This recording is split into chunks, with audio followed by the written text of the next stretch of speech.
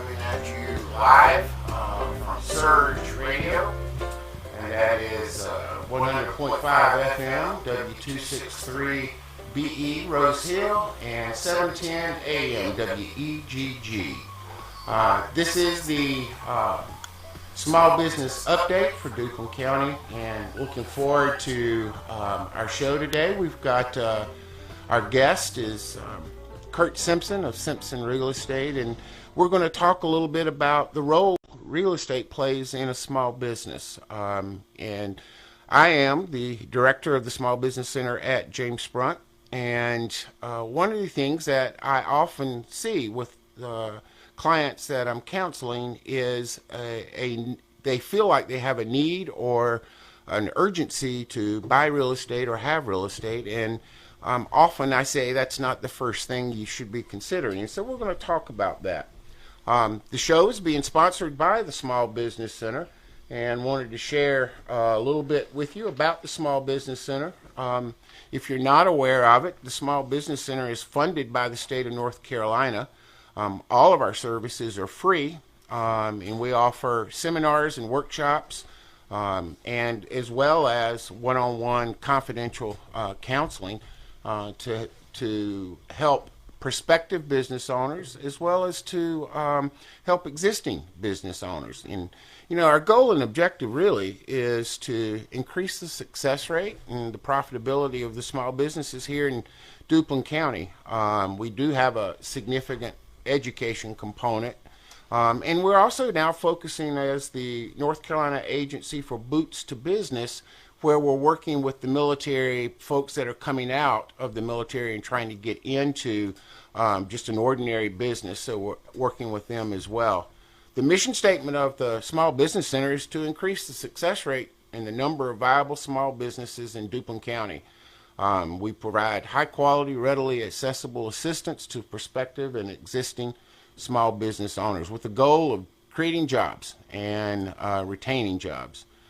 And our vision is that, we are constantly recognized as outperforming that our clients are constantly recognized for outperforming their peers. And our tagline is knowledge, solutions, and results.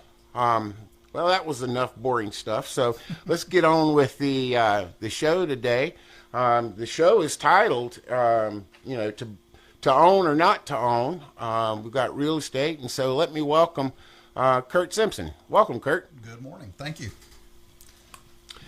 Well, Curt, I have, at this point, having started October 1st in the position in the Small Business Center as the director, I've now had the opportunity to counsel about 25 people, or small business owners, and I would say half of them, maybe a little more than half, are prospective. They're just getting started, and we're focusing on existing businesses on the other part.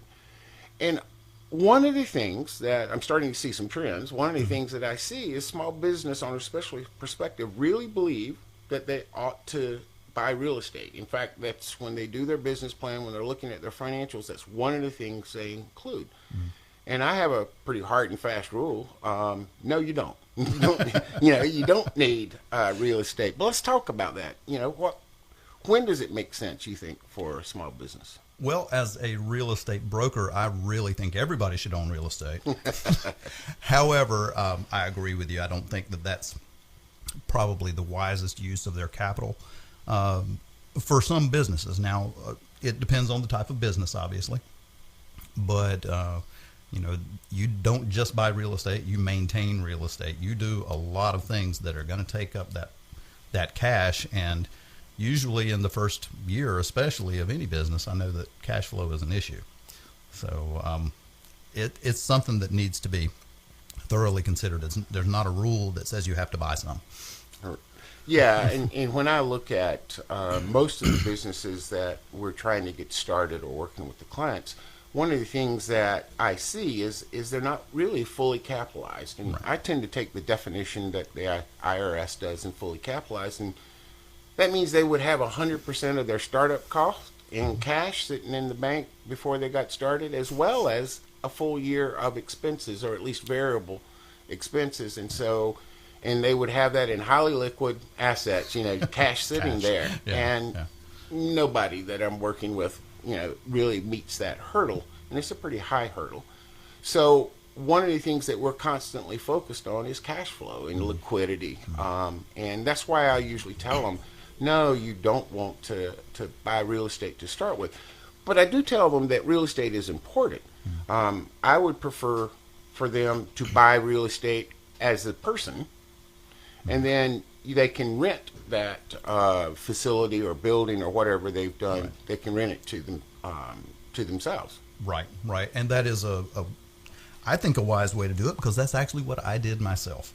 My wife and I started our real estate business, Simpson Real Estate Group, just this past year. I'd been in the real estate business for years before that, but it was all residential. I was working out at River Landing, gated golf community just outside of Wallace, and decided to go it on our own, and ended up buying an existing building in downtown Wallace. It was an old barber shop. It was Larry's Barber Shop, and we did buy that in our name. And we set up the business as a corporation. The business now rents the building from us. Can't say that it pays a whole lot of rent, but it does pay rent to us, and we can do anything we want to with the building, no matter what happens with the business. Well, tell our listening audience how you determined what you were going to rent it for. Are you charging yourself $1 million a month? Or? Yeah. It's I'd say we probably cut ourselves a pretty good deal on the rent. As you know, starting up a new business, you don't have a lot of cash flow, and it was our accountant's recommendation that we keep everything as reasonable as possible.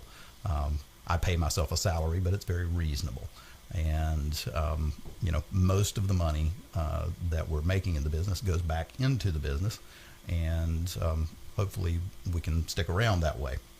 But we are paying ourselves a nominal amount of rent. Yeah, and if I'm not mistaken, the IRS tends to look at that if you're in the average, whatever rents are for your area, right, that you should be charging that to yourself. That's correct. So, let's talk a little bit, let's dig in a little bit deeper. Mm-hmm. I do have some clients that I am recommending that they purchase real estate. What's some of the instances where you would say, yep, you need to buy real estate as a business? Well, obviously it depends on the type of business that you're in. Really, we didn't even have to have real estate ourselves as a real estate business. We could have run it out of our house, except that our house is tiny.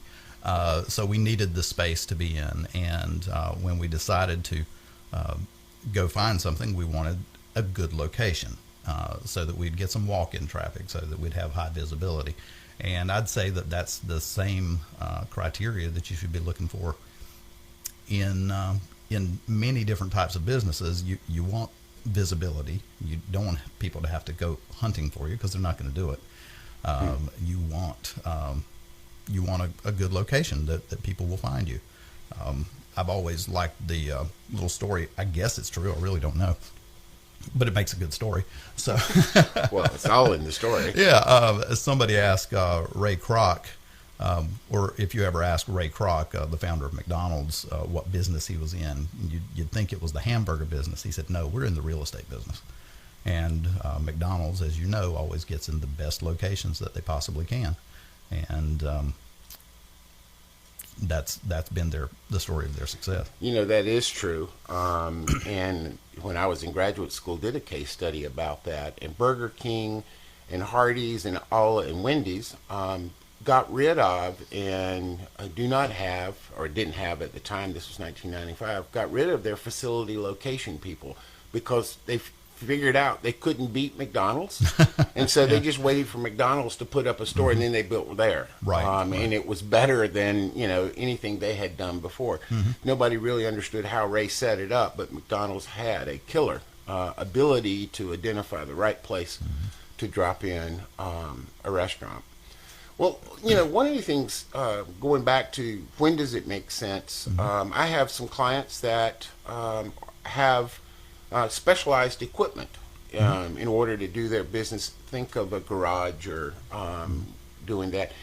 And I tend to tell people, if you've got large equipment that's not very mobile, that's expensive to install, would be expensive to take out, and those types of things, you probably need to start considering owning your real estate. And I say that because as your terms or rent come due, you're sort of stuck. You're hopefully the owner is reasonable, but could jack the rent up for you. Absolutely, that's true. And I know that has happened in the restaurant business, and that would also be, I guess, a case where you've got large equipment and things that are not necessarily easy to move, and it's going to cost you a lot of money. And if you get a good, successful restaurant going, the owner of the building decides, you know what, you're doing well, and I think I'm going to do well too, and they jack the rent up, and then all of a sudden, all your numbers have gone awry. Right. The other or another reason to own real estate, I think, is if the location or the building or the property somehow makes you money. Is because you're right here, people come in and spend money. If that's true, then it's almost a strategic part of your business. Sure. And you should lock that in, I think. Right. Well, I mean, look at the Walmart shopping center just outside of Wallace here that was just built a few years ago. Walmart almost makes its own economy. They they can go stick themselves out in the middle of a field, and everybody's going to come around them. And that has happened here as well. And you've got all these businesses that are basically just taking off of that traffic, and certainly that makes sense. It's also a high rent district, so a lot of small businesses, if they're just getting started, probably can't afford to go into a strip mall just outside of a Walmart. Let's talk a little bit. Let's say that we do have a small business, and I can't talk them out of buying real estate, so I've sent them to you. Please send them to me. Yeah. Talk a little bit about the process. That is buying property the same for a business as it is for an individual, or are there some differences? Well, I wouldn't say it's quite the same, but it's pretty close, really. Someone asked me a while back. It's funny. I was actually asked by a real estate agent who probably should have known if I had a commercial real estate license. There is no such thing as a commercial real estate license in North Carolina. You have a real estate license or you don't. That's all there is to it. It's residential. It's commercial. Now you can specialize and take more classes in commercial real estate, and I'd like to take more of those classes myself. And if there were a commercial license available in North Carolina, I would get one, because sometimes I feel a bit inadequate in looking at all of the different aspects of a commercial real estate location. But as far as how to make the offer on the property, those types of things, all works just the same as buying a house. You find the building, you find that location where you want to build something or something like that. You make the offer. It goes back and forth, and then you have a closing in a few days or in a couple of months. And it's fairly simple. Yeah, I kind of figured the process would be almost the same, but one of the things that I would do, certainly with maybe to a far greater extent, have them do cash flows and looking at not just what the mortgage is, but also what the property and what the upkeep is. Do you have a percentage maybe that if you buy a building, you better plan on this percentage of upkeep? Or that gets into advising the client on what they can spend or not spend, and I try to give them realistic numbers of you buy this building, it might need a roof, or it might need a new HVAC system or something along those lines. So we try to go through that with them But as far as putting together a business plan, I always send them to my buddy Lee Woodard for that, and tell them that maybe you want to talk with him and kind of work through those numbers. Yeah, that one of the things that I have a couple of clients who did sit down and we did do ran the numbers, and they decided not to buy because we showed that they were going to have you're welcome, that they were going to have no cash, right. And there was seasonality in their business, and so as sales went up or down, they had several months where they were going to have a negative cash flow. And I said, you've got to rent. You can't tie up 40% of your assets in a building. Right. And they begrudgingly admitted that, and they're renting, and will continue to rent, I'm guessing, for 3 to 4 years before they will have the opportunity to perhaps buy it. But I have told them that certainly if you want to pursue it from a individual perspective, knock yourself out. Go ahead and get it and rent it. One other, continuing on this, what about nonprofits? Do you see nonprofits buying real estate around Duplin County? I have not so far. And I know of some situations where they are renting, but not actually owning the property, and that's probably a good thing for the nonprofit, because in a lot of cases they're older buildings or something, and they probably do have maintenance issues. And in those situations, it's probably kind of beneficial for everybody, even the building owner, to have them in there, because I think they're probably charging them a lower amount of rent, but maybe getting some sort of tax advantages out of that. And they're just lost my train of thought. I'm sorry. Toot, toot. There goes exactly. the train. That's right. There it goes. So, I'll jump in and hop on the please train.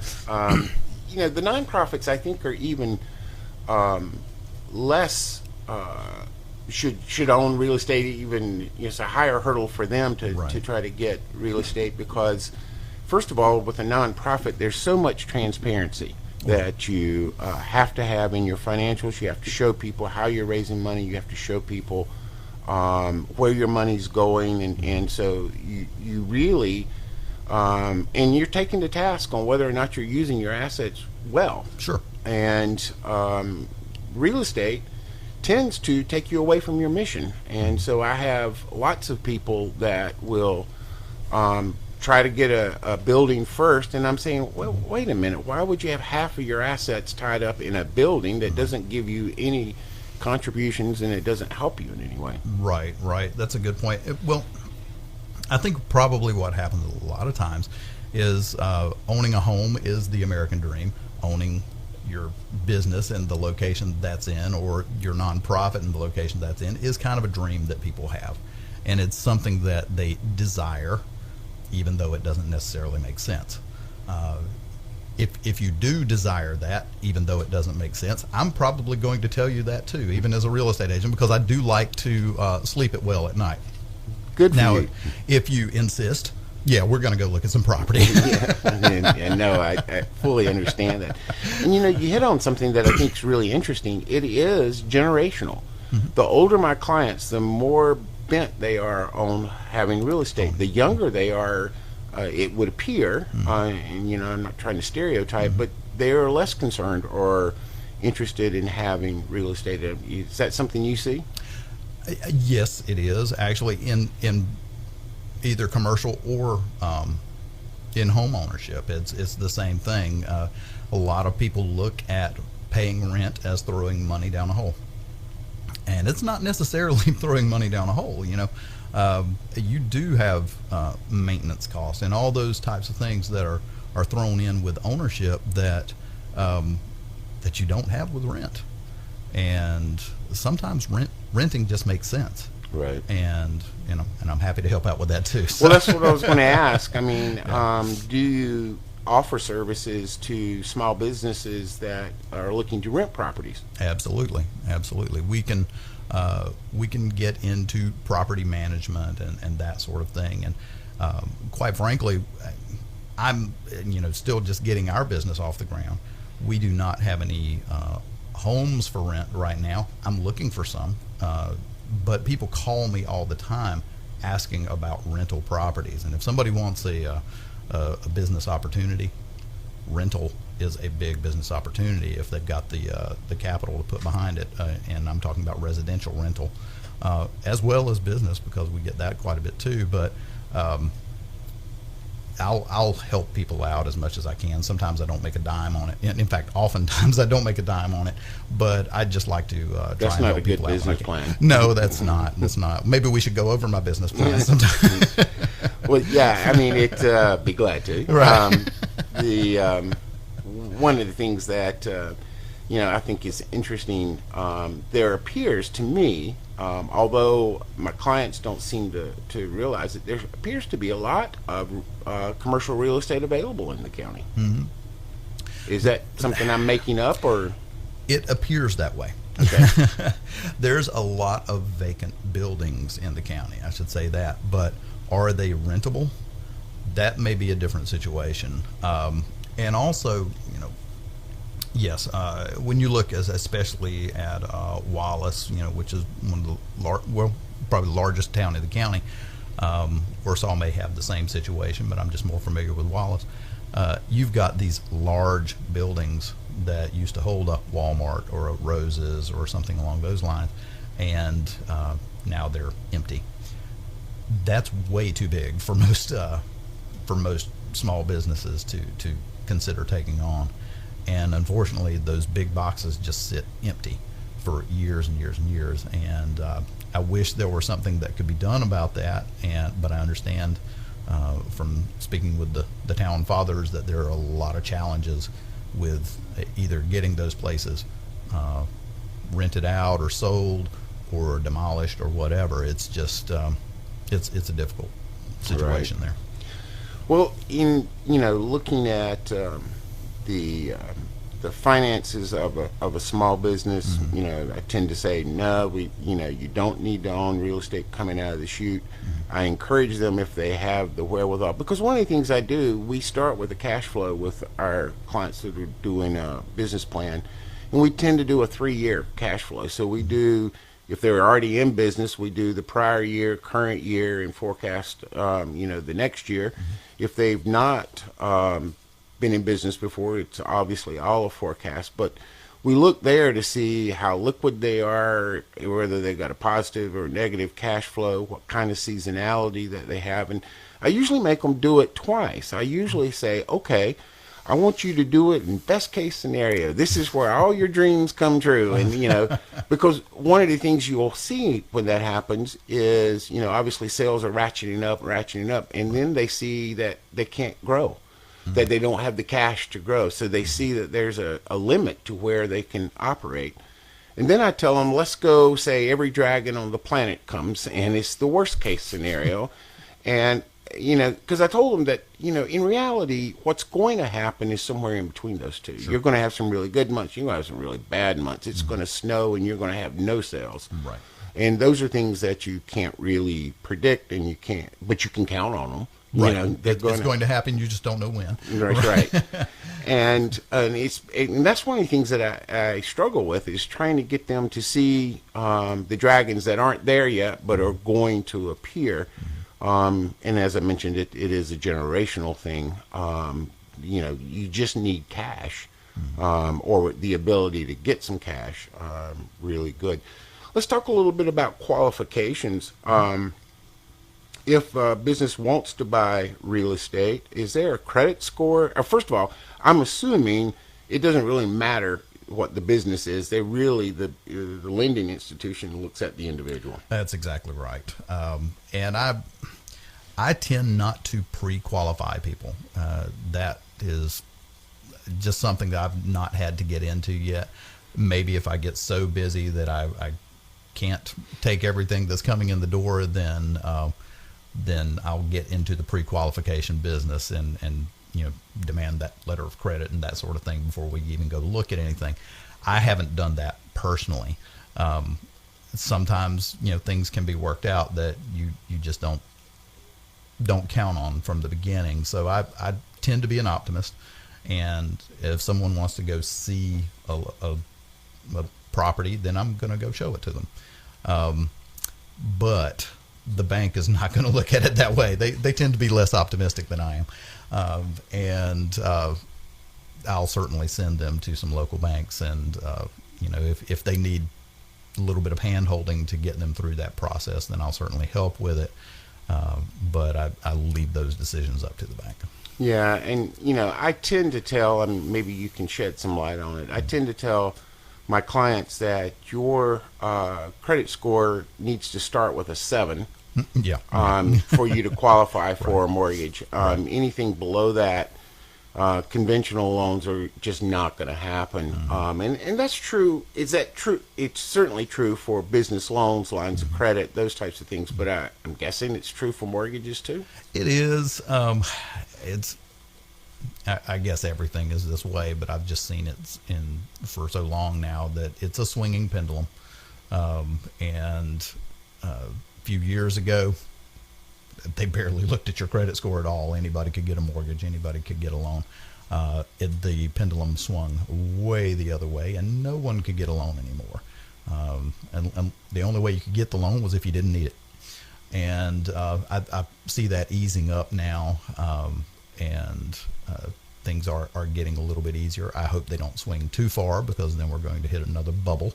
But it seems to be easing up just a little bit right now. Well, I'm certain, because I've experienced it personally. The 2008 crash, 2009, has seen real estate fall pretty significant in the county. I think some areas have fallen more, been hurt more by that. But from a comparison standpoint, if you would, from a commercial, are there deals out there now?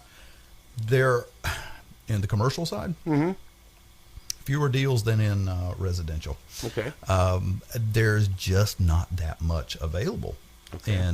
In commercial, and that kind of goes back to what I was saying earlier. You do have those big boxes and things, but as far as something that a smaller business would need, I struggle when someone comes to me and says, I need a shop or something along those lines. It's not very easy to find, especially something that is in a condition that they won't have to spend a lot of money on it. We've got a lot of fairly derelict buildings around that need a lot of work on them, but as far as something that is move-in ready, very little of it available.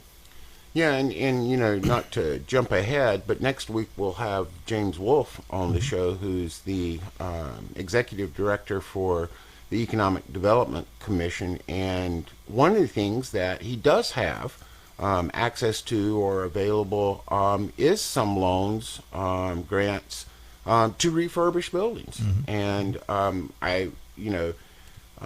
not sure what the qualifications are. He'll tell us next week, but good teaser. Yeah, it's certainly there certainly is some money, and I'm really surprised that existing tenants haven't tried to tap into that. Have you talked with tenants to say, hey, you own this building, it's not move-in ready, but here's a path you might can? And actually, I have not. And embarrassed to say, I was not aware that there was much available along those lines, but I know that there are buildings out there that, or owners of buildings out there that would probably qualify for something like that, and I'd love to see it. Would absolutely love to see it. I hate to see an empty building. Right. Well, now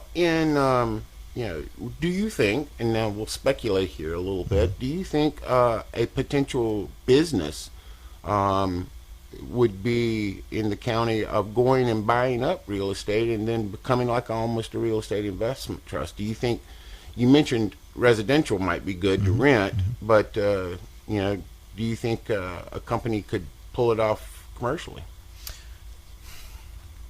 I think they probably could, if it would take the capital, and you'd be dealing with a lot of small individual owners and all those different personalities that come along with that. I've owned this thing for 60 years and I'm not going to do anything with it. Well, that sometimes is what you're dealing with as well. But I think that is a possibility, actually. I know that there are some streets in Wallace and Rose Hill and things where there are just a lot of empty storefronts. Right. And they don't have to look that way. They do not have to be empty, and it just takes someone with some capital and some vision, and you make those places look decent and successful, and I think you can put some businesses in them, and we'd have a thriving area again. Oh, your train's coming, I hear. It is my train. This is my train of thought. I think it's finally back. All right, yay. A couple of questions. Along those lines, actually, I think the train took mine. It's like, whoa, where did it go?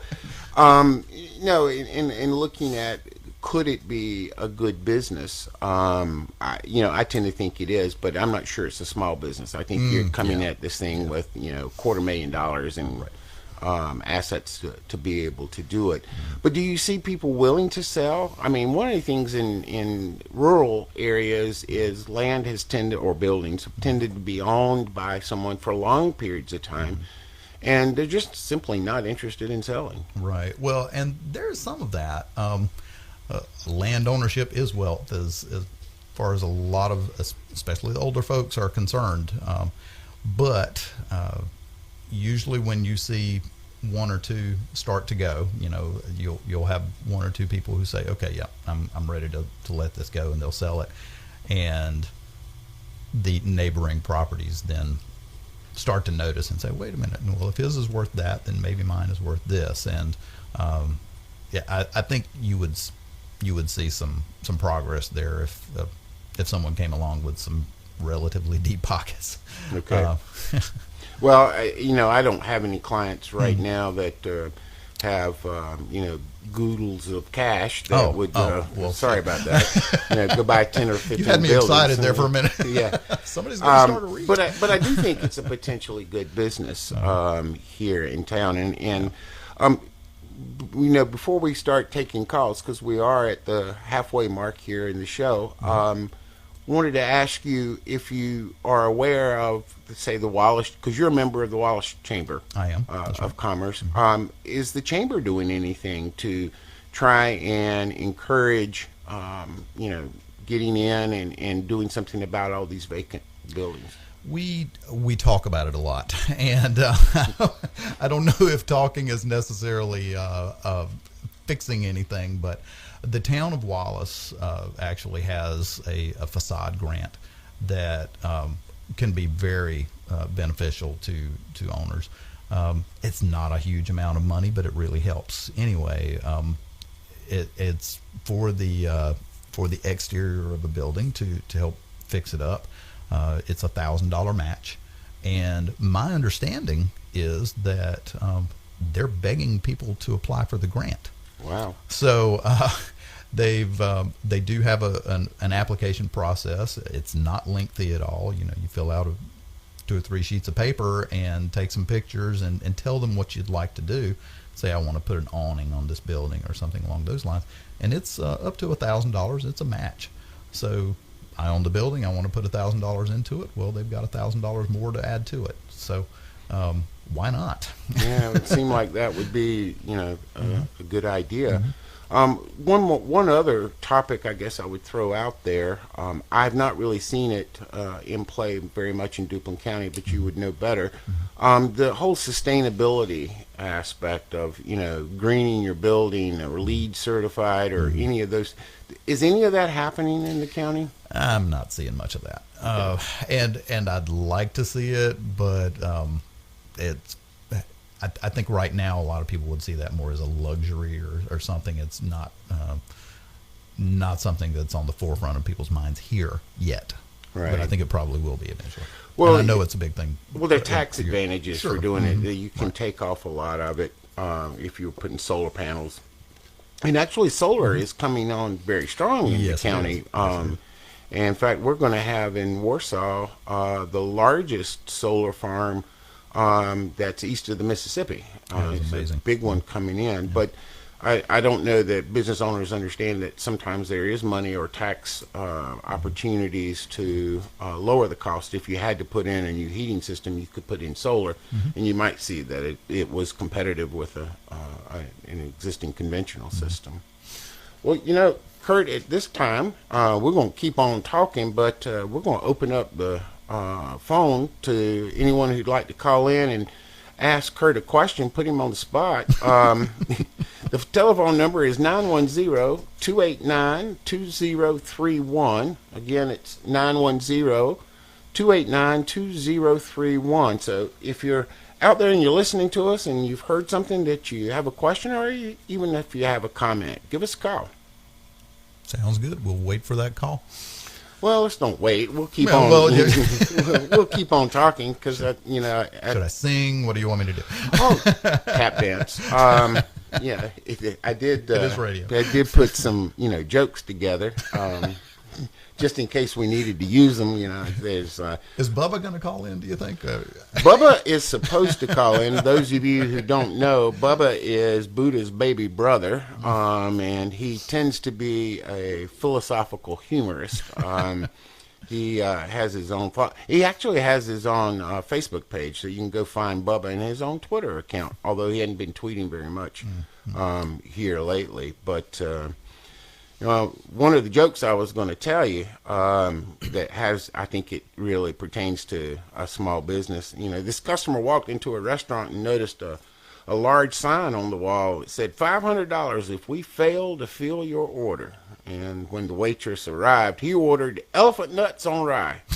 And she calmly wrote down his order and walked into the kitchen, where all of a sudden there was a ruckus like you wouldn't believe. And the restaurant owner came storming out of the kitchen, and he ran up to the customer's table and he slapped down 5 $100 bills and said, "You got me this time, buddy, but I want you to know that's the first time in 10 years we've been out of rye bread."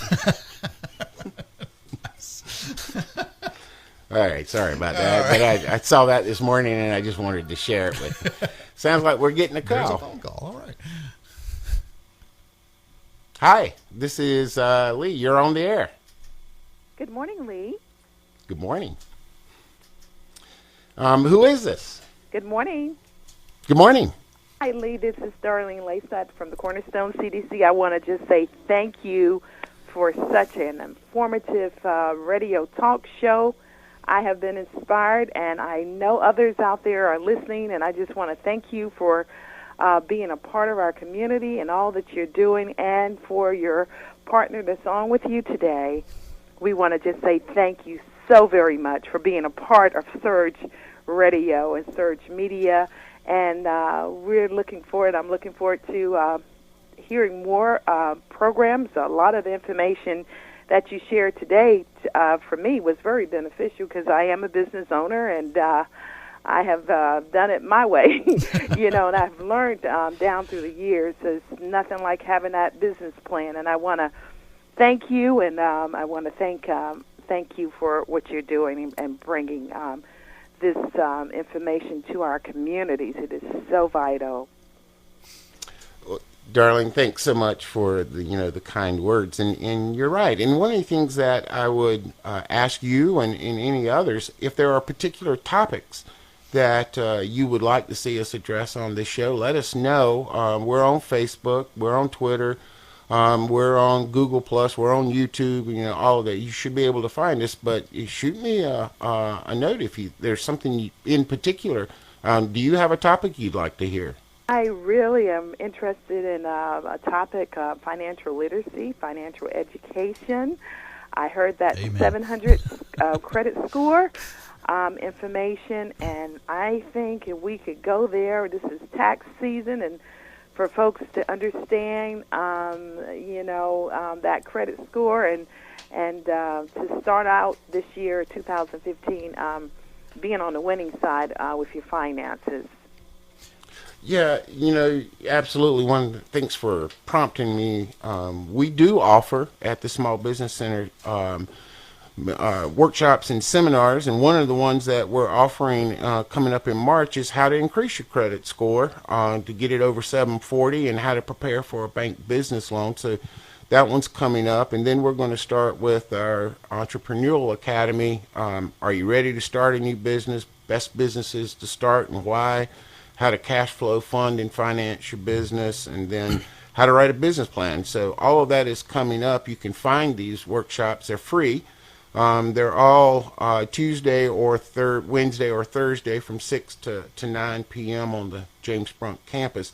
So if you're interested, Darlene, or any of the others that are out there, we probably have some workshops coming up that would be helpful to you. But I wrote down, we'll get a financial literacy show coming up here either at the end of the month or early March. Excellent. I really appreciate you for putting that down. Again, we are so mindful that our radio is our pretty much our newspaper, and getting it out there, and as well as social media now, and surges just around the whole United States and the whole world to put this topic out there. And I thank you so very much, and for your guests for being just such engaging this morning and with your conversation. I'm going to put it out there. I'm going to like it. I'm going to talk about it tomorrow on my talk show. Continue to do what you're doing to help our communities become better communities and people in general as we start the task of owning properties, real estate property, as well as it is so vital. And I'm just so excited this morning that you two are on and doing a fantastic job. I'll let you go because there may be other callers, and have a wonderful day, and congratulations. Well, thanks so much for calling, and again for the kind words, and we'll get that financial literacy show up and running here in the next 2 or 3 weeks. That really was a good suggestion. In my previous life, and I'm certainly still affiliated with them, just no longer on the board, I was on the Habitat for Humanity board here for Duplin County for many years, and financial literacy was a big issue with most of our clients. And you'd sit down with them, you'd kind of go over their credit scores and their credit history if they made it to that point in the application process, and you just saw a lot of things that if someone would just sit down with them and kind of work on these things, somebody could be on a much better financial footing, and they'd just have a much more successful life, I think. Yeah, and I don't know how many people understand, first of all, that you can get your credit report for free annually. The federal government ensures that you can do that. There's a website that you can go to. You not pay anything. And once you get your credit reports, there's 3 reporting agencies, then you can look at it. Things don't stay on your credit report forever. If it's a bankruptcy, it stays for 7 years, but otherwise it stays for 3 years. And so one of the things that I encourage my clients to do is get your credit report and look at it and see if things have come off. Interestingly, things get on there faster than they get off. And so that's true. Managing your credit report and understanding what's on there, and if there are things on there that are wrong, you've got to contest them. You've got to write a letter. And often I have a client where just doing those things has improved their credit score pretty substantially. So it is something that banks, if you're looking at conventional loans or financial assistance lines of credit, that you really are going to have to manage. Yeah. We saw the same thing with Habitat for Humanity. I mean, folks sometimes would bristle a little bit when we said we were going to pull their credit. And we didn't do it without their permission. They had to sign a waiver stating that we could do that. But it turned out to be beneficial for just about everyone, because you pull up that credit report and there were occasionally mistakes on it, and things that could come off, and their scores were improved. So. Yeah, and one of the things, too, that I've seen is spouses, some things you don't have to be responsible for and some things you do. Sounds like we're getting another call. Hi, you're live on the air. Hello? Oh, sounds like we lost them. Oh, well. Okay. If you call back. We'll answer it, or at least we'll attempt to answer it. So, what do you think his question was? Of course, I guess I'm assuming it was a he too, huh? Yeah, that's true. That's true. Sexist. The weather report is beautiful outside. Yes, It's chilly but beautiful. Right. Well, just a reminder, the phone number is 910-289-2031, and we still have about 15 minutes left for the show. And I think we've probably talked commercial real estate up to any more, and I think we might lose some people. I don't want to hear any more about it. I could talk about it for just hours, but I guess maybe not everybody wants to hear it. So. Right, but I mean, it's good to hear a real estate agent that your message is very consistent with mine, and it really is contingent on the type of business. Right. Let's change gears for a second, and we're going to let maybe the cat out of the bag here. We've got something that you and I and some others have been working on. You want to tell our audience what we're trying to do? Well, I'm assuming you're referring to the Small Business Challenge here. Yes. And it is something that I'm very excited about, and I appreciate you letting me in on this. I think it's going to be a lot of fun. I think it's a great opportunity for folks.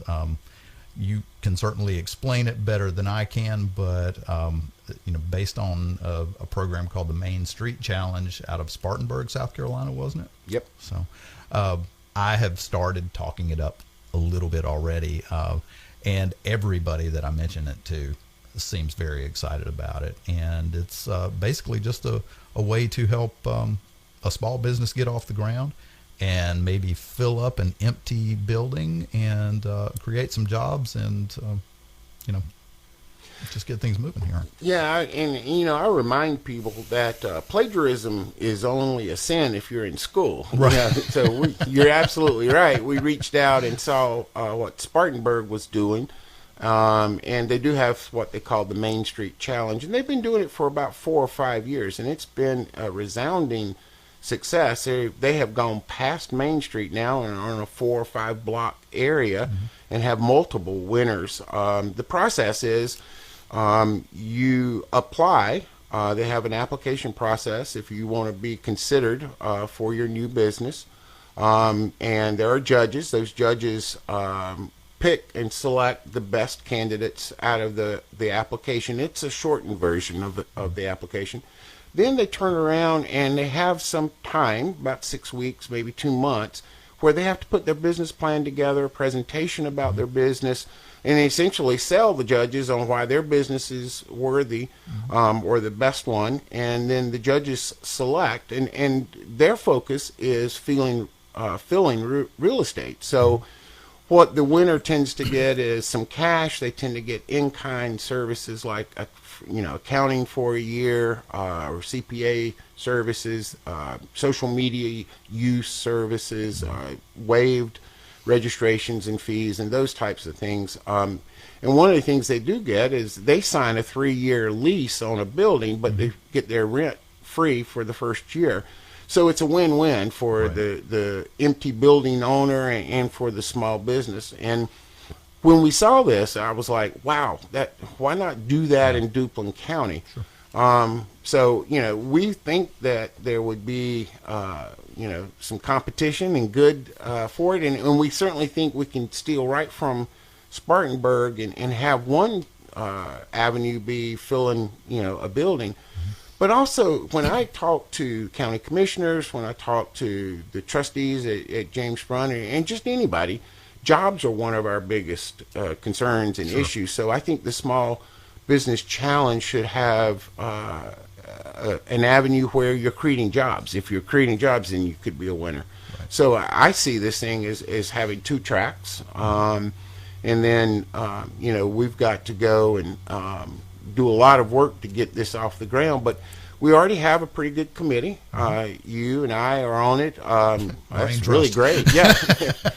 No, but we have James Wolf from the Economic Development Commission. Yeah. And we've got a banker, Mr. Quinn from Southern Bank. And then we have Braxton as an attorney Bryce, that's yeah. sitting on there. So, and we have the Duplin Times that's sitting on there. Brian is there. So we have a pretty broad group to try to pull this together, because we've got to go reach out and get people who will give the awards. We've got to find judges that aren't associated with this. So it's, it My truly son's impartial. business is a really good business idea, I think. You're right. Yeah, try to avoid that. And I view myself as a resource for any of the candidates. I'll help them try to get their business plans put together. But you're right. Every place that we have talked this, there seems to be a lot of excitement about it. Yeah. I think, people want to see other people succeed. I think it just deep down they do. You see these businesses that do get started. Sometimes they may not have the best business plan or something, and everybody is pulling for them. They really want to see them make it, but they just see these holes in the plan or something like that, and you wish you could help them out. Well, I think this is a great way to get somebody off the ground and fill some of those holes that there may be in their business plan, and take some of those expenses off of them in the first year, which can eat you alive, and give them a good opportunity for success. Yeah, something that we talked about right early in the show is most of my clients are not fully capitalized. Sure. and don't have it. And, I view this contest as if we could somehow take the fixed costs that are in that business plan of the prospective business, and we could cut those fixed costs by 50% or even 80%. That would give them the opportunity to go through that first year on variable costing, which means if they're doing business, they have costs. If they're not doing business, they don't have costs, which is a good thing. Yeah. And, when a business goes 1 year, the probability of going 2 gets up really high. Sure.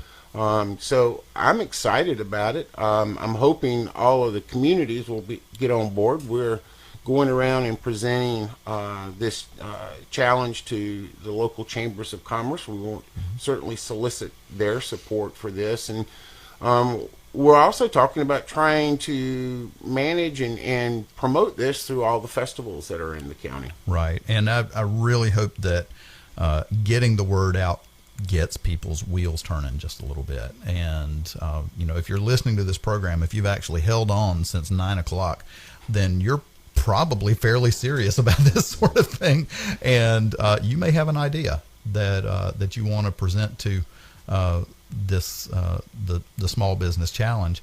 I don't think it's going to be a Shark Tank kind of situation. Shark Tank can be a little bit scary, but kind of like that, I guess. If you put that plan together and it seems like it's ready to go, and then you present it to a team of judges to look over it, and they may have questions for you or that sort of thing, but that's just going to sharpen you, I would think. So. Yeah, and we'll provide the candidates with templates to use so their business plans are similar in so much as helping the judges be able to compare one to the others. And honestly, I would hope that anyone who gets through that first pass of the application, that even if you didn't win, you would come out saying to yourself, wow, this was really, really helpful. I've got a business plan.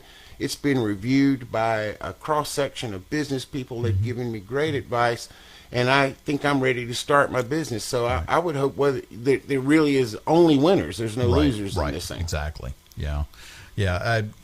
I would hope the same thing, and that it makes people look at the numbers realistically.